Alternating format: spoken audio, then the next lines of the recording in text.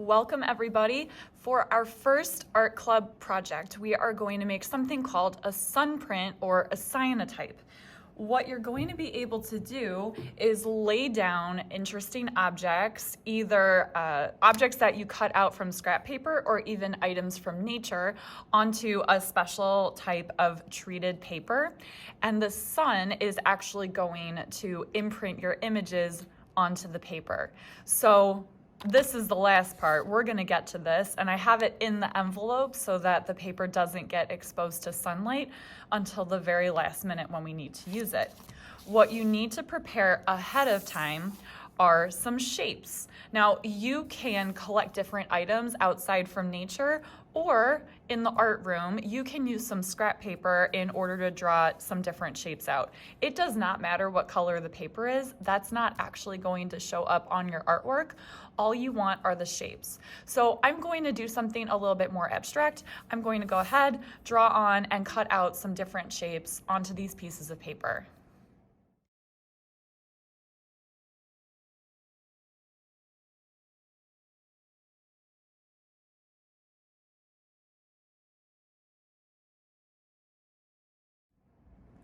All right, once you have the shapes cut out that you want to grab your shapes along with one of the pieces of plexiglass, and you want to head outside to a sunny spot.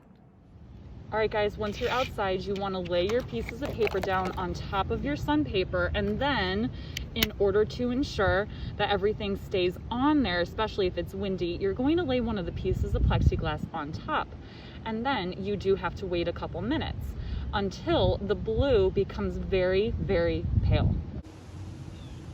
All right, guys, so the blue has gotten lighter. I'm going to go ahead and pick everything up in order to head back inside. So you can see that the paper has imprinted the shapes onto it.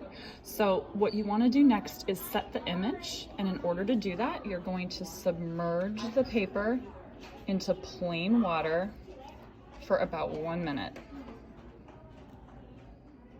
After your paper has been in the water, you're going to see that the areas where you had something laying on top of the photo paper have actually turned white, or at least a lighter color.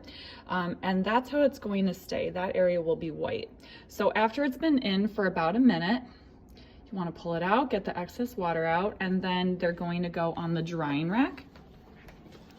As they spend more time on the drying rack, the blue is going to become deeper and the white areas will become more white.